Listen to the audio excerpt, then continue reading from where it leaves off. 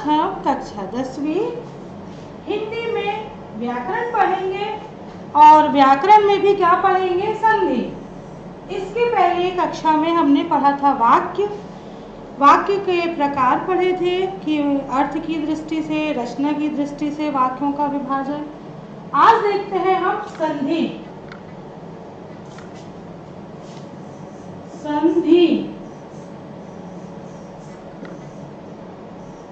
जब दो शब्द मिलते हैं तो पहले शब्द की अंतिम ध्वनि और दूसरे शब्द की पहली ध्वनि जब आपस में मिल जाती है और इनके मिलने से जो परिवर्तन होता है उसे संधि कहते हैं। जब दो शब्द मिलते हैं, दो शब्द की पहले शब्द की अंतिम ध्वनि और दूसरे शब्द की पहली ध्वनि मिलकर जो परिवर्तन लाती है उसे संधि कहते हैं।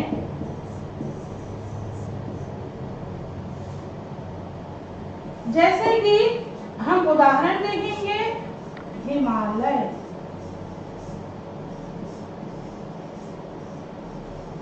हिमालय अब किन किन दो शब्दों से मिलकर बना है?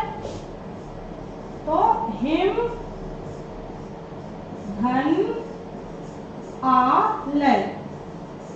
यहां आपने परिभाषा में देखा, पहले शब्द की अंतिम ध्वनि, पहले शब्द की अंतिम ध्वनि क्या है? म। और दूसरे शब्द की पहली ध्वनि ये हो गया आ। तो इन दोनों को मिला के एक जो नया शब्द बना या इन दोनों में जो परिवर्तन होकर क्या बन गया? हिमालय। समझ में आया आपको? हिमालय में किसी भी शब्द की अंतिम ध्वनि और दूसरा शब्द है उसकी पहली ध्वनि के मिलने से जो बदलाव आता है, जो परिवर्तन होता है उसे हिमालय कहते हैं। इसी तरह हम संधि विग्रह या संधि विच्छेद बताएंगे आपको। क्या होता है कि संधि किए गए शब्दों को अलग अलग करके पहले की तरह ही करना संधि विच्छेद कहलाता है। कि जब दो शब्द आपस में मिलकर कोई तीसरा शब्द बनाते हैं और उससे परिवर्तन होता है उसे संधि कहते हैं। हिमालय, हमने दो शब्दों को जोड़कर हिमालय बना दिया। अब हिमालय का संधि विच्छेद करना है तो हम इसको तोड़ देंगे। हिमालय शब्द को ये होगा हिम धन आलय। हिमालय ये क्या हो गया? संधि विग्रह या संधि विच्छेद। अब है संधि के प्रकार। तो हिंदी व्याकरण में मुख्यतः संधि 3 प्रकार की होती है और बच्चों ये सब आपको पता है क्योंकि प्राथमिक कक्षाओं से पढ़ते आ रहे हैं। संधि समास, तो संधि 3 प्रकार की होती है। जिन बच्चों को पता होगा मेरे साथ साथ आप भी बोलिए। पहला स्वर संधि, दूसरा व्यंजन संधि और तीसरा विसर्ग संधि। पहला स्वर संधि, दूसरा व्यंजन संधि और तीसरी विसर्ग संधि। अब देखते हैं यहाँ पर स्वर संधि की परिभाषा।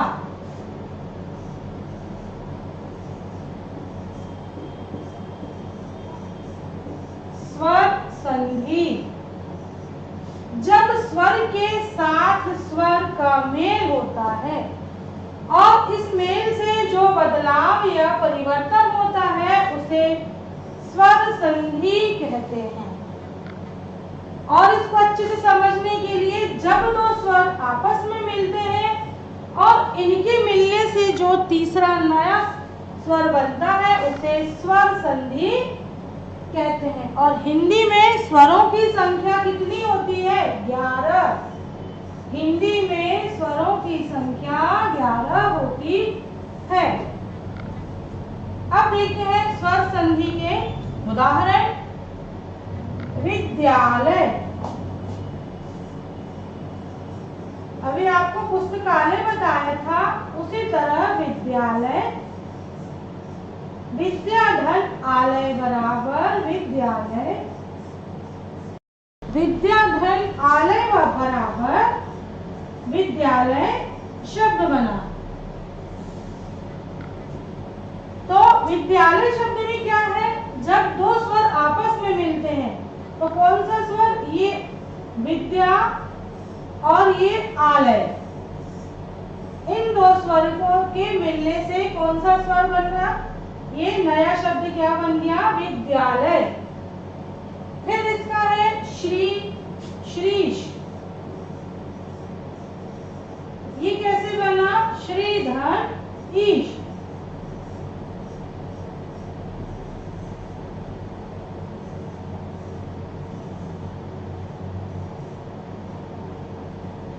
तो ये श्री और ये मिलके क्या बन गया, श्रीश। स्वर संधि के प्रकार, स्वर संधि के 5 प्रकार हैं, दीर्घ संधि, गुण संधि, वृद्धि संधि, यण संधि और अयादि संधि। पहला है दीर्घ संधि, फिर दूसरा गुण संधि, वृद्धि संधि, यण संधि और अयादि संधि।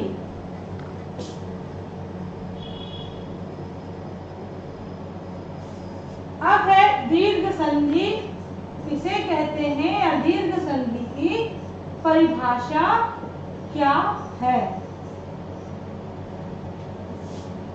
जब दो सजातीय स्वर आसपास आते हैं, जब दो सजातीय स्वर पास आते हैं और उनसे जो नया स्वर बनता है तो उसे दीर्घ स्वर संधि कहते हैं।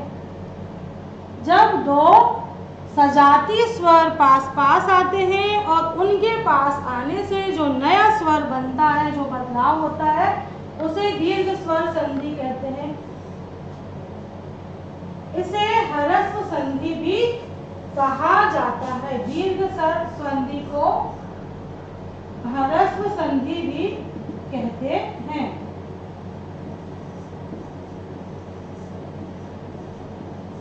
ह्रस्व संधि भी कहा जाता है। अब इसका उदाहरण देख लेते हैं हम। धर्मार्थ, धर्मार्थ शब्द बना है बच्चों धर्म धन अर्थ से। इसमें क्या बोले, दो सजातीय स्वर जब आसपास आते हैं तो आपको समझ में आ रहा है, माँ यहाँ पे आ गया, बड़ा माँ हो गया, ये आ की मात्रा इस धर्मार्थ में माँ में लग गई, आपका नया शब्द क्या बन गया, धर्मार्थ। ये आ की मात्रा यहाँ लगने से ये आ समाप्त हो गया और ये नया शब्द धर्मार्थ बन गया। इसी तरह है इसके उदाहरण, गिरीश, रवि धन इंद्र रविंद्र, मुनि धन इंद्र मुनीन्द्र, भानु धन उदय भानुदय। अब है गुण संधि, दूसरी स्वर संधि जो है गुण संधि। जब आ या आ के साथ ई हो तो ए बनता है। जब आ के साथ ई और ई हो, छोटी ई या बड़ी ई हो तो ए बनता है। और जब आ और आ के साथ ऊ और ऊ हो, जब आ और आ के साथ छोटा ऊ या बड़ा ऊ हो तो ओ बनता है। ये नियम है। और जब आ और आ के साथ री हो तो अर बनता है, उसे गुण संधि कहते हैं। जब आ के साथ ई मिलती है तो ए शब्द बनता है, और आ के साथ छोटा ऊ और बड़ा ऊ मिलता है तब वो शब्द बनता है। और जब आ के साथ री शब्द मिलता है, अक्षर मिलता है, तब अर बनता है, उसे गुण संधि कहते हैं। उदाहरण है सुरेंद्र, सुरधर धन इंद्र बराबर सुरेंद्र,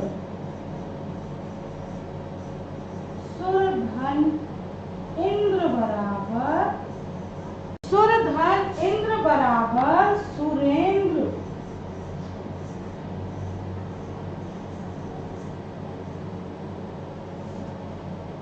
फिर नर धन इंद्र बराबर नरेंद्र। भारत धन इंदु बराबर भाग तेंदु।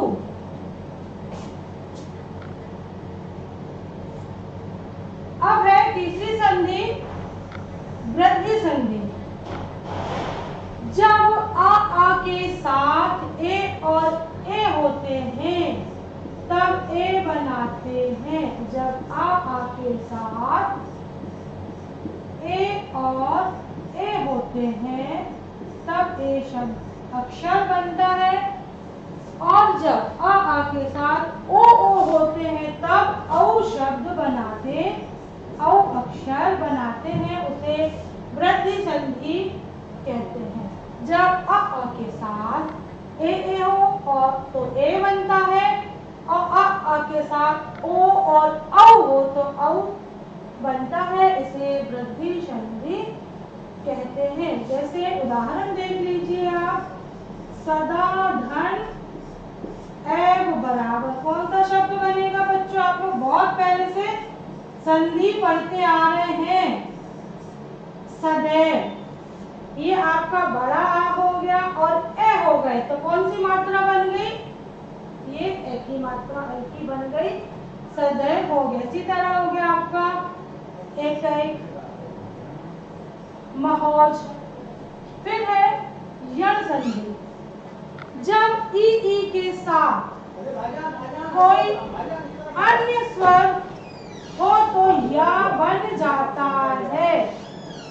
जब ई अक्षर के साथ या स्वर के साथ कोई अन्य स्वर हो तो या स्वर बन जाता है, और जब छोटा ऊ और बड़े ऊ के साथ कोई अन्य स्वर हो तो वहां पर वाह बन जाता है, और जब ऋषि वाले री स्वर के साथ कोई अन्य स्वर हो तो वहां पर क्या बन जाता है? आ बन जाता है।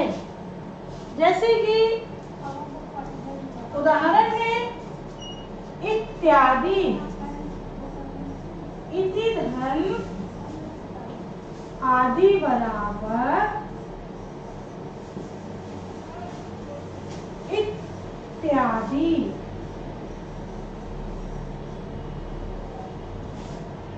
और परिधन आवरण बराबर पर्यावरण।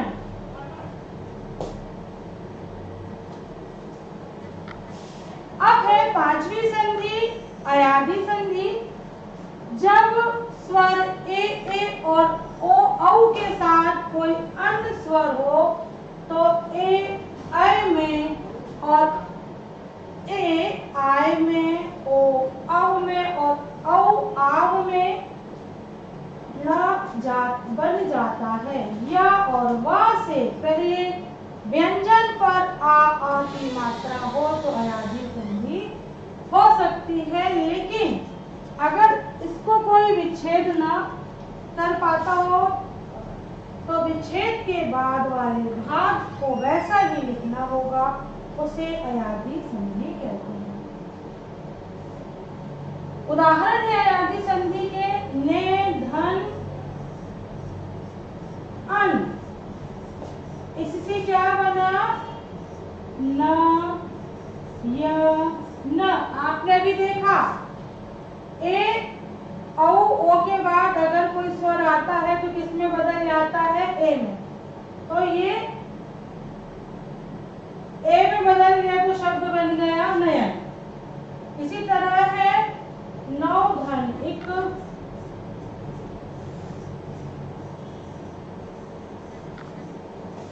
इसका बन गया नाविक।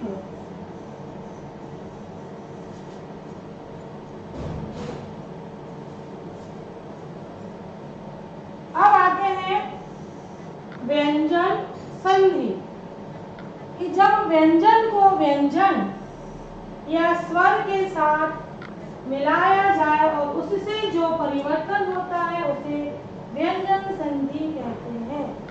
कि जब व्यंजन को व्यंजन के साथ या व्यंजन को मिलाने से जो बदलाव या नया शब्द बनता है उसे व्यंजन संधि कहते हैं। अब व्यंजन संधि के उदाहरण देखते हैं। सत धन जन बराबर सज्जन।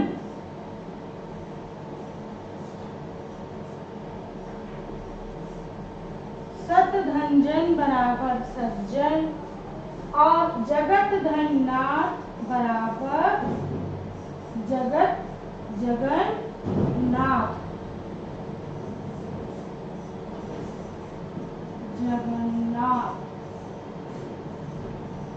ये ऐसे शब्दों के उदाहरण है जो आपको बच्चों आते ही है परीक्षा में। ये बहुत कॉमन शब्द है, प्राय आते हैं। और आप व्यंजन संधि के आप कैसे पहचानेंगे? जहां पर शब्दों में ये व्यंजन लगा हो इस तरह का, वहां पर व्यंजन संधि होगी। ये व्यंजन संधि का चिन्ह है। जैसे अपन लिख रहे हैं सत, सत लिखा और इधर हमने ये हलंत लगाया या व्यंजन लगाया, तो आप समझ जाइए ये चिन्ह देख के कि ये व्यंजन संधि ही है। अब है विसर्ग संधि कि विसर्ग के बाद जब स्वर या व्यंजन आ जाए और उसमें जो परिवर्तन होता है उसे विसर्ग संधि कहते हैं। विसर्ग के बाद जब स्वर या व्यंजन आ जाए और उसमें जो परिवर्तन होता है, जो नया शब्द प्राप्त होता है, उसे विसर्ग संधि कहते हैं। विसर्ग संधि पहचानने के लिए आपको ये दो, आपने जहां पे ये दो बिंदु देखे समझ जाइए यह विसर्ग संधि है। जैसे ये है आपका निह धन अक्षर, तो इससे नया शब्द क्या बन जाएगा? क्या परिवर्तन हुआ इसमें कि जब विसर्ग के बाद यहाँ स्वर या व्यंजन आ गया तो उससे क्या बन, नया शब्द या परिवर्तन हुआ, निरक्षर बन गया। ये है आपके विसर्ग संधि की पहचान कि किसी भी शब्द के बाद अगर आपको ये दो विसर्ग लगे दिखे तो आप समझ जाइए कि यह विसर्ग संधि है। इससे आपको पहचानने में आसानी होगी। अब मनः धनकूल बराबर मनोनुकूल।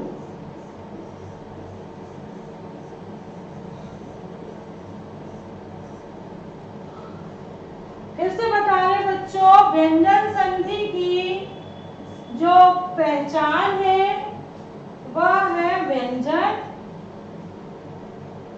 जो किसी भी शब्द के नीचे ऐसा लगा दिखेगा आपको, और विसर्ग संधि की पहचान है ये दो डॉट जो किसी भी शब्द के बाद में आपको दिखते हैं, तो आप उसको आसानी से पहचान जाएंगे कि ये व्यंजन संधि है या विसर्ग संधि है।